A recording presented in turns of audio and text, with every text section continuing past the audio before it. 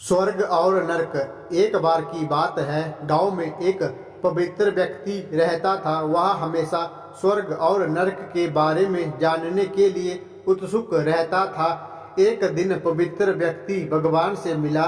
जब वह भगवान से मिला तो उसने पूछा, प्रभु, क्या आप मुझे बता सकते हैं कि स्वर्ग और नरक कैसे है? भगवान मुस्कुराए और उसे दूसरी दुनिया में ले गए।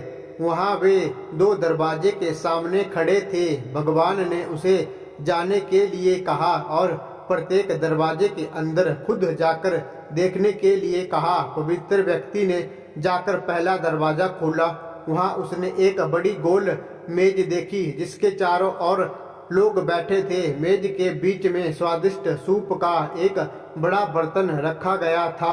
वहां बैठे सभी लोगों के हाथों में बहुत लंबे चम्मच थे। मेज के बीच में स्वादिष्ट सूप के बर्तन तक पहुंचने के लिए चम्मच काफी लंबे थे, लेकिन लंबे चम्मच के कारण वजन से भरा चम्मच लोग मुंह में नहीं ले पा रहे। लंबे चम्मच की वजह से खाना ना खा पाने के कारण वे सभी दुबले पतले और बीमार लग रहे थे। वहाँ के लोग बहुत दुखी थे। वहाँ पीड़ित लोगों को देखकर पवित्र व्यक्ति कांप उठे। वहाँ उस कमरे से बाहर आया और दूसरे कमरे का दरवाजा खोला। दूसरा कमरा बिल्कुल पहले कमरे जैसा ही था। बड़ी गोल मेज और उसके बीच में स्वादिष्ट सूप का बर्तन। वहाँ बैठे सभी लोगों के हाथों में लंबे चम्मच था, लेकिन यहाँ के लोग स्वस्थ थे।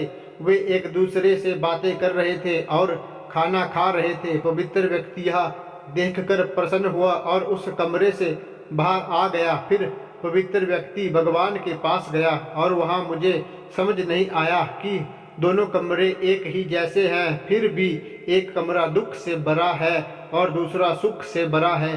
भगवान ने उसे समझाया, आपने देखा कि लंबे चम्मच दूसरों को खिलाने के लिए ठीक ठाक है, लेकिन खुद को खिलाने के लिए ठीक नहीं है।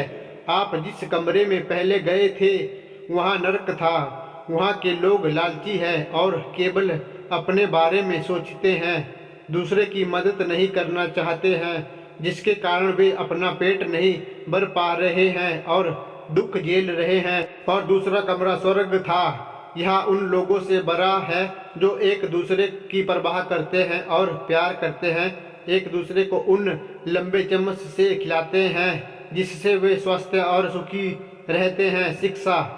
यदि हम एक दूसरे का समर्थन और देखभाल करें तो हम अपने जीवन को स्वर्ग बना सकते हैं और खुशी से जी सकते हैं।